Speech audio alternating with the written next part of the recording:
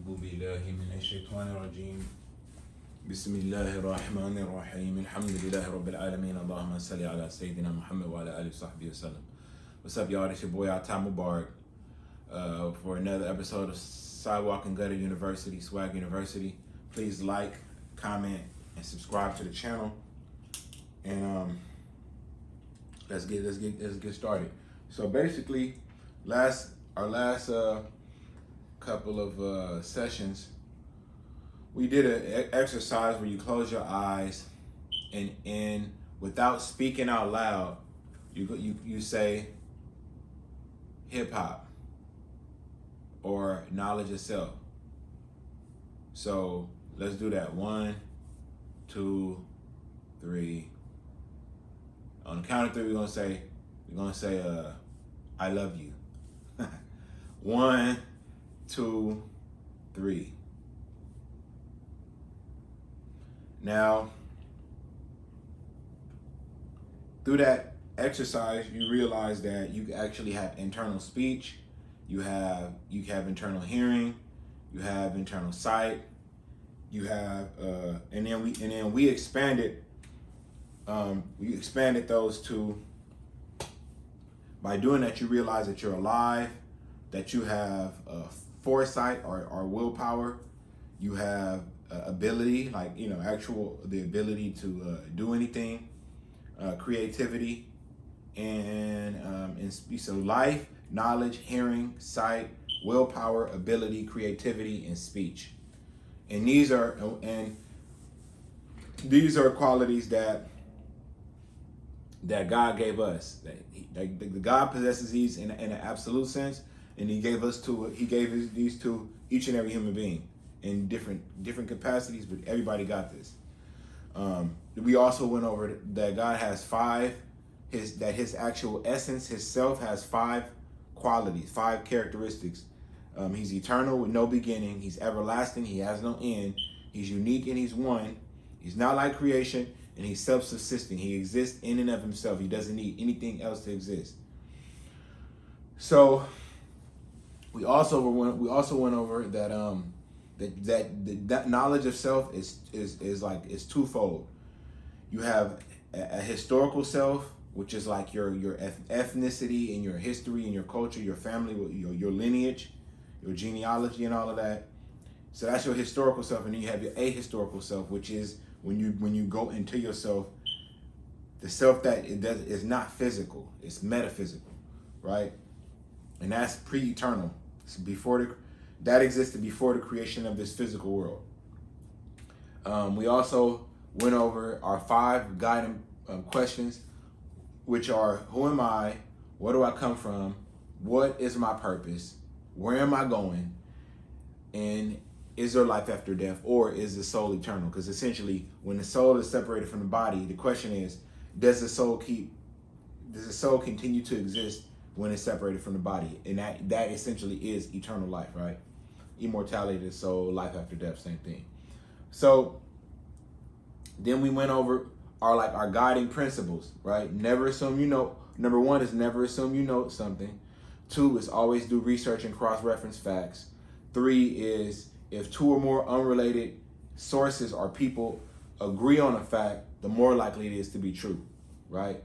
So if the Aboriginals tribe, if their creation story say something, and then it correlates with something that the Native American, like one of the Native American tribes said, and then it's more likely to be true. And it's even more so when it's like overwhelmingly like that's the consensus. Like when you go throughout the world and you read the different creation stories of the different tribal people, and then they saying the same thing, and then they saying the same thing as that's in the Bible and in the Quran, and then like, hey, there's something to this. Is there just people? Everybody is not just agreeing on a lie. You know what I'm saying?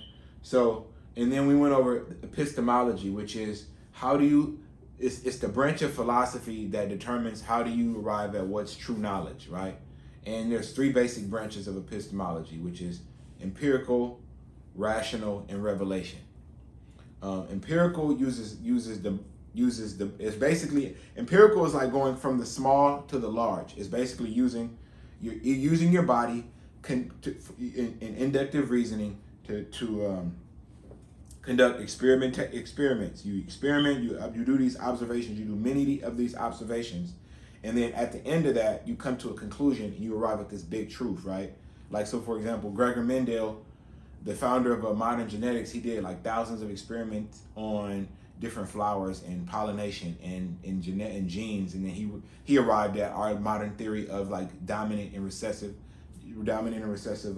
genes and traits, right?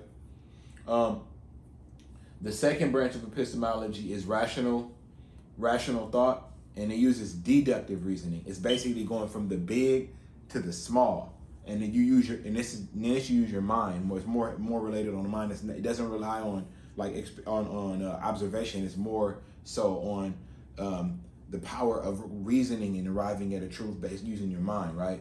So one is like is basically saying like if your premise is correct, then your conclusion will be correct, right? So women are mortal. Humans are mortal. Women are human, and therefore women are mortal, right? So it's something like that, right? Or you could say like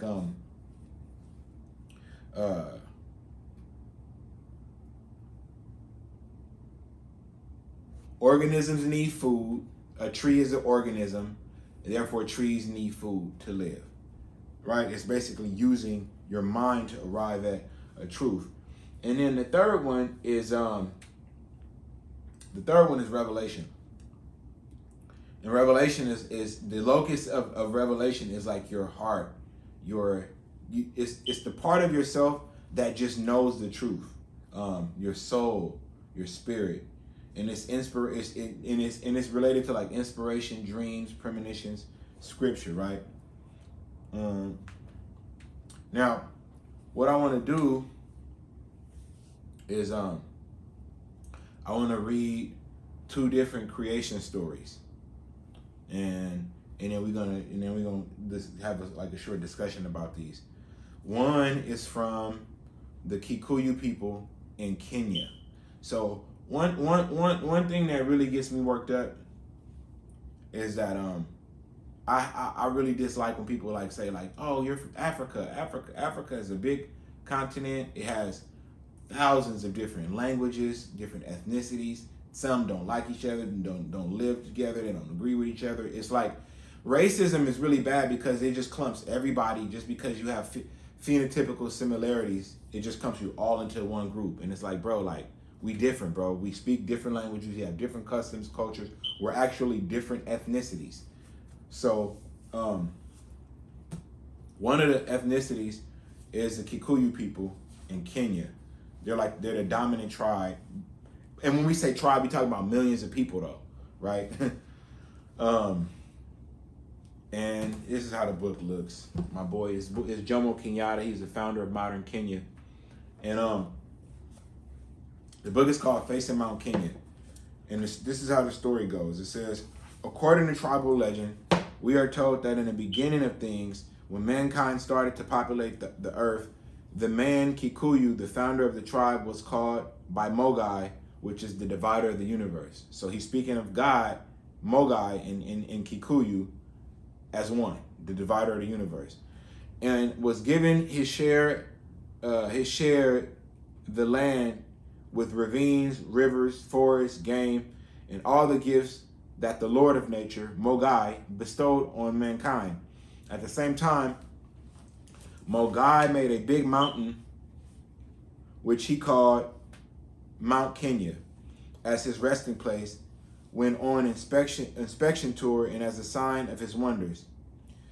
He then took the man Kikuyu to the top of the mountain of mystery and showed him the beauty of the country that Mogai had given him. While still on the top of the mountain, the Mogai pointed out that to the Kikuyu a spot full of fig trees right in the center of the country. After the Mogai had shown the Kikuyu the panorama of the wonderful land he had been given, he commanded him to descend and establish his homestead on the selected place, which he named Mokore wa Gathanga. Before they parted, Mogai told Kikuyu that whenever he was in need, he should make a sacrifice and raise his hands toward the mountain of mystery, Mount Kenya, and the Lord of nature will come to his assistance. Kikuyu did as he was commanded by the Mogai, and when he reached the spot, he found that the Mogai had provided him with a beautiful wife, whom Kikuyu named Mumbi, which is creator or molder. Both lived happily and had 9 daughters and no sons. Kikuyu was very disturbed at not having a male heir. In his despair, he called upon Mogai to advise him on the situation. He responded quickly and told Kikuyu not to be perturbed, but to have patience, and everything will be done according to his wish. He then commanded him, saying, "Go and take 1 lamb and 1 kid from your flock, kill them under the big fig tree near your homestead. Pour the blood and the fat of the 2 animals on the trunk of the tree. Then you and your family make a big fire under the tree and burn the meat as a sacrifice to me, your benefactor. When you have done this, take home your wife and daughters. After that, go back to the sacred tree, and there you will find 9 handsome young men who are willing to marry your daughters under any condition that will please you and your family."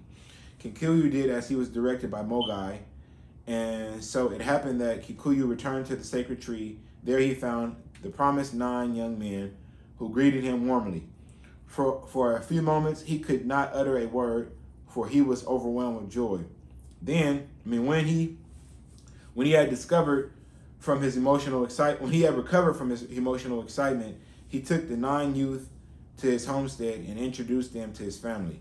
The strangers were entertained and hospitality treated accordingly to the social custom. The ram was killed and millet gruel prepared for their food.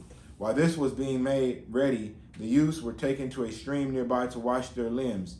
After this, they had their meal and conversed merrily with the family, and then went to bed. Early next morning, Kikuyu rose and woke the young men to have their morning meal with him. When they finished eating, the question of marriage was discussed. Kikuyu told the young men that if they wished to marry his daughters, he would give his consent only if they agreed to live in his homestead under a matriarchal system. The young men agreed to this condition, for they could not resist the beauty of Kikuyu's daughters. There were some fine young baddies, you see what I'm saying? Nor the kindness which the family had showed them. This pleased the parents, for they knew that their lack of sons was now going to be recompensed. The daughters too were pleased to have male companions, and after a short time all of them were married and soon established their own family sets. These were joined together under the name Mbari wa Mumbu, or Mumbi's family group, in honor of their mother Mumbi. The 9 small families continued to live together with their parents, Kikuyu and Mumbi, acting as the head of Mbari wa Mumbi. As time went on, each family increased rapidly, and Kikuyu and Mumbi had many grand and great grandchildren. When Kikuyu and Mumbi died, their daughters inherited their movable and immovable property, which they shared equally among them.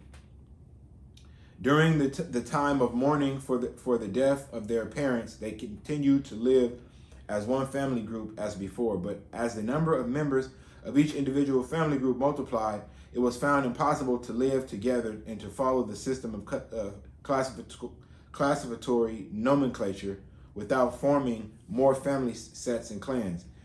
It was then decided that each of the 9 daughters should call together all of her descendants and form one clan under her own name. Thus, the 9 principal Kikuyu clans were founded. Okay. This is deep, y'all, because there's a lot of when you read creation stories, the details, you read them, but what you're looking for is symbolism. Because because the symbolism is where the meaning lies. So first thing, now look, there's people who say, because I've been in all kind of conversations, and there's people who say, oh, religion was created to control people. Religion was created, okay, for sure, possibly so. The Romans, all right, but that's a one-off thing. It's not unanimous across the board. You don't find that everywhere in the world. And so that's why, like, when you go to indigenous people and you read their creation stories, and you find out, like, just what do they say that their story is, and what's their origin, right? So one thing is, he speaks of one God. He speaks of the Lord of nature. He speaks of the divider of the universe, right? One God. He called Mogai or Ngai, right? And Ngai is the word for God in Bantu. Like, most Bantu people call God, or Inyame. Inyame is West Africa, but Mogai is East Africa, like the Kikuyu people. So he speaks to the Lord of nature. He speaks of the mountain of mystery. So that's another symbol. When you read, like, the Bible, the Quran, when you read, like, most of these religious texts, where do these prophets get their revelation? Where do they commune with God? Even when you go to, like, there's a book called Black Elk Speaks. It's written by an elder Lakota member. He the Sioux in North and South Dakota, Native American tribe. I'm pretty sure everybody's familiar with Mount Rushmore, but Mount Rushmore is part of the Black Hills, and the Black Hills is sacred to the Lakota people. They go there and they fast and they pray and they sleep overnight there, and they get, like, that's one of their rites of passages, how you become a man. Long story short, the mountain, like, this is something that's, like, unanimous across all human cultures, is how human beings, indigenous people, go to the mountain to communicate with the spirit realm, with God, right? So that's one thing. Mount Kenya is a sacred mountain. Like, Mount Sinai was where Moses got the Torah. The Mountain of Olives is Jesus, peace be upon him. The Mountain of Light in Mecca, Muhammad, peace be upon him. So this is a recurring theme. It's a recurring symbol. Another thing, sacrifice. Sacrifice is a big thing in the Old Testament, a burnt offering, right? So let's fast forward. He gets a wife. There's another. So in no culture, that's another thing. In no culture do you get, like, and I got to keep it real, man. Man and woman is sacred. The sacred bond between the masculine and the feminine. It just is what it is, bro. So God gives him a wife. And then he doesn't have a male heir, so he prays for a son. Oh, the fig tree. The fig tree is another, symbol in the Bible and in the Quran. It's a sacred tree. The fruit is blessed. It's a healing food. So the fig tree is really important too. But and just keep in mind that these people are not, they had no contact with biblical people. They, like, it's a separate thing. So it's like this creation story is telling a lot of the same motifs and the same themes as in the Bible, right? So long story short, so he doesn't have a son. He prays to God. God tells him to get a lamb, sacrifice the lamb, and burn it under a fig tree. So burnt offerings was one of the big things in the Old Testament, like for Moses, peace be upon him, Joshua, David, Solomon. That it's a big thing, right?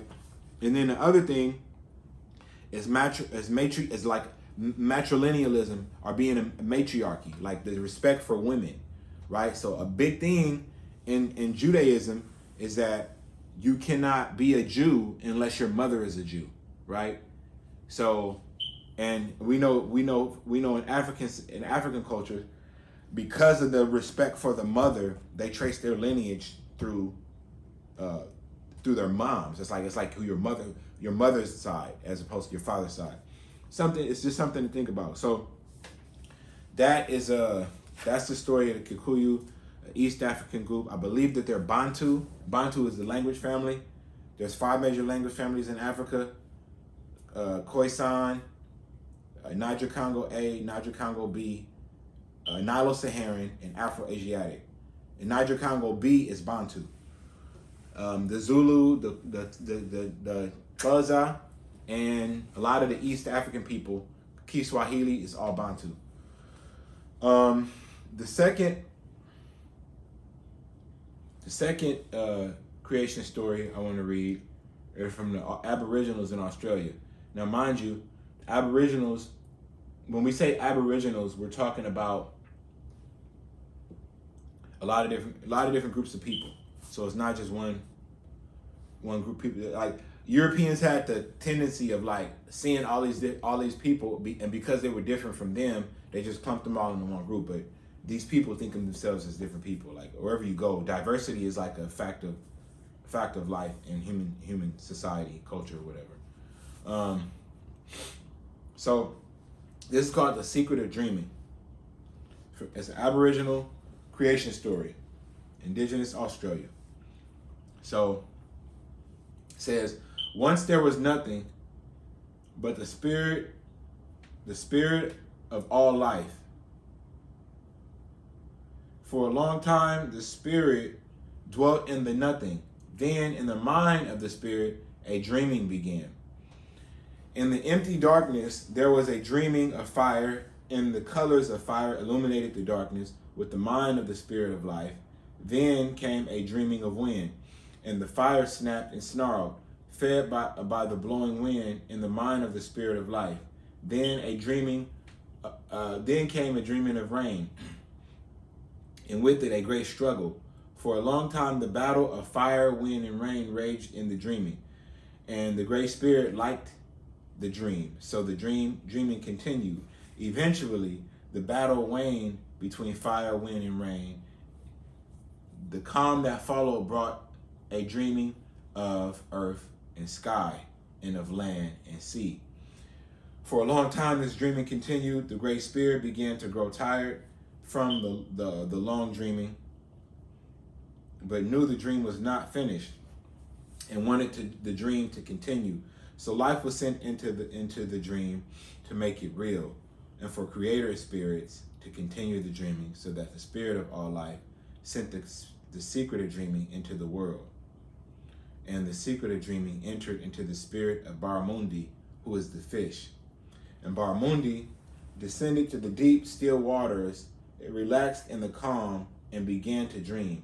The dream took Barramundi to the waves and wet sand, but Barramundi did not understand the dream and wanted to dream only of the deep, still waters. So Barramundi passed the secret of dreaming to the spirit of Kuruki, who is the turtle. Kuruki paddled out of the waves, settled onto the wet sand, and began to dream. Kuruki dreamed the smoothness of pebbles and the warmth of the sun, but Kuruki did not understand the dream and wanted to dream only of the waves and wet sand. So Kuruki guided the spirit of dreaming to the spirit of Bogai, who is the lizard. Bogai climbed onto a bed of pebbles, felt the sun's heat upon his back, and began to dream. The dreaming flew Bogai through the clear sky by the lift of the wind, but Bogai did not understand the dream and wanted to dream only of the smooth pebbles and sunshine. So Bogai ushered the secret of dreaming onto the spirit of Bunjil, who is the eagle. Bunjil harnessed the wind under her wings, soared into the cloudless sky, and began to dream. Bunjil dreamed of tall trees and the blanket of night sky, but Bunjil did not understand the dream and wanted to dream only of the wind and open sky. So Bunjil released the secret of dreaming onto the spirit of Kunarang, who is the possum. Kunarang scampered into the tallest tree, lost herself in the twinkling of stars, and began to dream. The dream sang Kunarang the rustle of yellow grass and wide plains, but Kunarang did not understand the dream and wanted to dream only of great trees in the blackness of night. So Kunarang allowed the secret of dreaming to pass on to the spirit of Kangaroo, which is the kangaroo. And Kangaroo leapt high above the yellow grass, contemplated the wide plain, and began to dream. The dreaming tickled the ears of Kangaroo with music and song and laughter, but Kangaroo did not understand the dream and wanted to dream only of the broad plains and swaying grass. So Gangaru handed the secret of dreaming to the spirit of humanity, and man and woman walked across the land and saw all the works of creation given life by the dreaming of the mind of the spirit of all life. Man and woman heard the coarsest of bird songs at dawn, saw the red sun eat the horizon at dusk, and began to dream. They dreamed of joining in the music of dawn birds, of dancing with the head bobbing emu, and sinking into ochre with the sunset. They dreamed also of the laughter of children. Man and woman understood the dream, so they continued to dream and dreamed again all the dreams that had come before. They dreamed of the deep tranquil water, of the waves and damp sand, of the rocks and sunbeams, of the clear sky and breeze, of the trees in the night sky, and of the plains of yellow grass. And woman and man learned through the dreaming that all creatures were their spirit cousins, and that they must protect the dreaming of all life. And they dreamed of their child, and they knew who they knew would soon arrive, and they dreamed of how they would teach these secrets of dreaming to this child who was not yet born. Then the great spirit of life knew at last that the secret of dreaming was safe. Being tired from the dreaming of creation, the spirit of all life entered the land to rest and recover. That is why now, when the spirits of all creatures become tired, they join the spirit of life in the land. This is why the land is sacred, and man and woman must be its caretakers, just as they protect the secret of dreaming. So it's so many different like motifs and symbols in this creation story.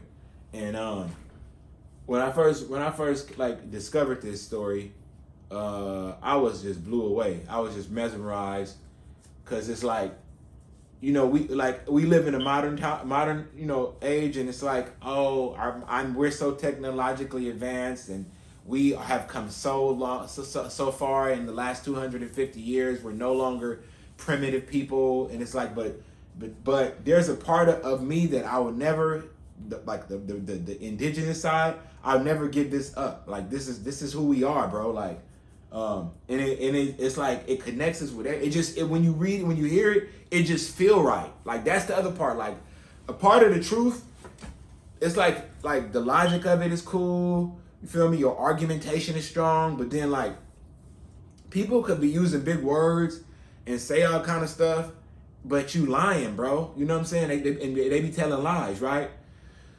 As opposed to like when somebody speak from the spirit, it feel a certain way, and that's how this story. It just has a certain feel to it, and it's like, man, like wow, like human beings were, and there's so many different correlations. Like, when it says that when God, like in the Bible, when it says God gave man dominion over creation, right? He's the crown of creation. That's echoed in this story. In the Quran, it says that God told the angels that he was going to put on earth what he called a Khalifa. And a Khalifa, it means like a caretaker, a representative, a person who rules in place of God, under God's, like you follow.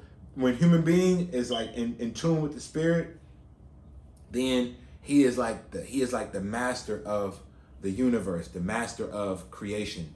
He can talk, he can speak with the animals and take care of and basically he's in tune, and he's basically like the ruler for God, under God, with God. It's like a deep concept, like and this goes back to like how the human being embodies all of the attributes of God. He was created in the image of God, right? And it's like it's kind of deep, man. It's just so that leads me to like, so we talked about empirical, like the three branches of epistemology: empirical, rational, and revelation.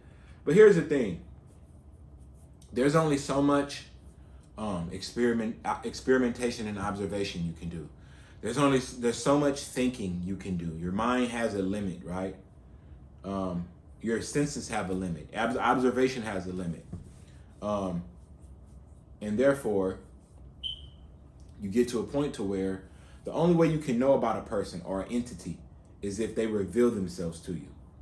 So that's the whole wisdom behind revelation, is that God reveals himself, right? He sends this inspiration to people through dreams or through angelic communications, and boom, it's like, then we know him. But it's not a one-way street, because it's like he calls us, we got to respond to him, right? But so in physics, there's a branch called thermodynamics, which is like the study of like energy and transference of energy. But it basically, the first law of thermodynamics says that energy is neither created nor destroyed. This is science.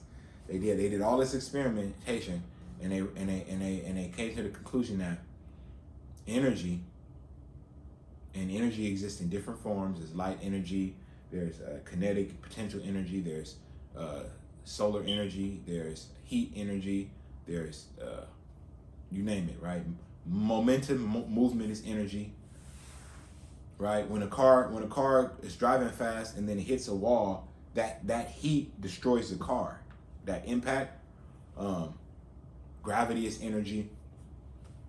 There's 4 basic kinds of forces or energy in the world, and there's strong and weak nuclear forces, electricity and magnetism, and gravity. But all and scientists, there's what's called the grand unified theory, where scientists said that all of these, that nanoseconds after the universe separated and heavens and earth separated and exploded, that these differentiated and became different forces. But essentially, all energy can be summed up to one energy. And science says that energy is neither created nor destroyed. Now, my question to you guys, put this in the comments. If something is neither created nor destroyed, if it doesn't have a beginning and an end, then what is it? I'm gonna let y'all answer that. But that's science though. But here's the thing, so revelation, man. So, revelation. And it all boils down to the name. God has a name, and that name has a power. That's why in the 10 Commandments, the first thing it says, "Thou shalt not use the name of thy Lord in vain," because that name is like having it's greater than like having a nuclear power, right? We don't walk around and just be playing with nuclear. You don't walk around and play with guns or knives. It's like when you have power, right? You don't play with it. You don't use it in vain, right? So that name has power, and the question is, what is that name? Y'all put that in the comments. But that's basically. Oh, and there's one more thing I wanted to read. I want to read an excerpt from a book called Starseed Transmission. And Starseed Transmission is a book. I'm gonna just read y'all the introduction. So it's written by a guy named Ken Carey, and he says it was during a cold and snowy period of 11 days from December 27th, 1978 to January 6th, 1979 that the whole of this material was recorded. I have taken the liberty of editing out the repetition and rearranging it in chapter format, but aside from that, I share it with you as it was presented to me. In the years that have passed since those 11 winter days, when my little 8x10 office seemed to literally pulsate with the rhythms of some alien yet hauntingly similar intelligence, I have given thought a number of times to publication, yet my own life has been so filled with the momentum of such incredible change that I have hardly been able until now to take the proposition seriously. I can certainly attest to the truth of what is stated in these transmissions.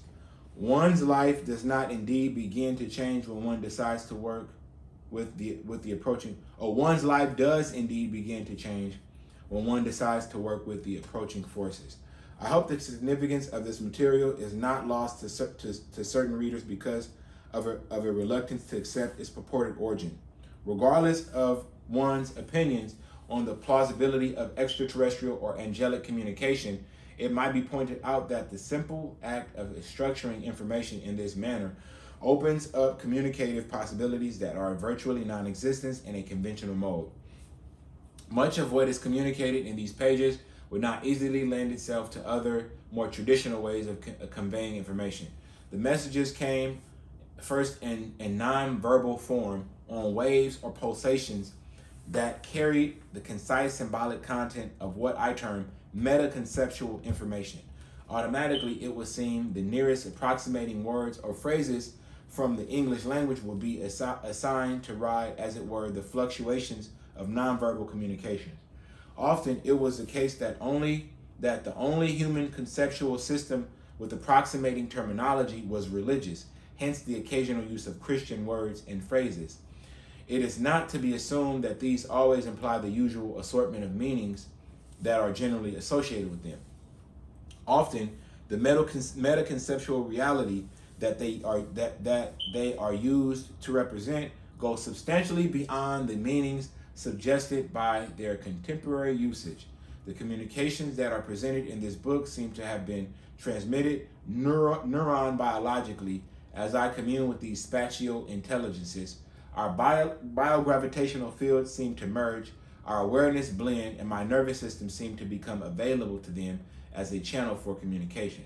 During our interviews, I would perceive reality not only through my own perceptual mechanism, but through theirs as well. The resulting synthesis provided for a relatively accurate approximation in human language of the awareness they brought. In the course of my work with these creatures, I understood them to be focalizations of various essential perspectives. At times I considered these extraterrestrial, at other times angelic. Occasionally I thought of these entities as informational cells within a galactic organism of some sort. Toward the end of the transmission, other more mythical perspectives emerged about which I will make no comment here. But whatever term we choose to understand these entities, their purpose in sending these messages has not been to teach us of themselves, but to teach us of our own nature and purpose under this third planet from the star we call sun. Now, this is like this is one of my favorite. That's the introduction. This is one of my favorite excerpts from this book because it kind of like encapsulates like everything. Like it really like summarizes like who we are, right? So it says, in your natural state of being, you have no sense of identity distinct from the Creator, except when you are engaged in a relationship. On this level of being, identity comes into focus only in the context of a relationship with some other aspect of being that has become objectified, much as my identity as an angelic messenger comes into being through my relationship with you. Now, pause. Now, here's a question, because in Islam or in Christianity, in Abrahamic faiths, Judaism, angels came and spoke to prophets, right? But, so here's a question. Can angels come today? Can they still speak to non-prophets? Well, angels spoke to Mary. Angels spoke to there's other people. I'm forgetting like other people, but angels have come and spoken to human beings pretty much. Is what I'm saying, and they can speak to us. But you have to have the capacity to receive their communication, essentially, right? When such a relationship, so he says, much as my identity as an angelic messenger comes into being through my relationship with you. When such a relationship is not taking place, that particular expression of you simply does not exist. You float effortlessly in the potential of God. You are not annihilated, but all definitions of you are, and you are released from their restraining influence, allowed to expand into a state of love and perfection. By and by, if it should happen that you are needed for a particular function, you will still be there, for your form identity is a specific cell in a specific organ of a larger being. When the next energizing impulse comes, it also brings your definition and instruction. you come into the necessary degree of focus for whatever is required. Throughout the course of your existence, you continually oscillate like the wave function that you essentially are, in and out of focus, in and out of definition, always moving back and forth like the pendulum on a clock or the heart of an atom, out of unity of being with God into a finite expression of God's infinite potential, and then back into unity once more. Back and forth, back and forth. This is the natural rhythm of your existence, just as it is of mine. It is the song of God, the rhythm of life itself. Whenever divine impulses calls upon your services and brings you into form, you encounter other beings of an infinite variety on errands and excursions in worlds of love and light that are impossible to describe.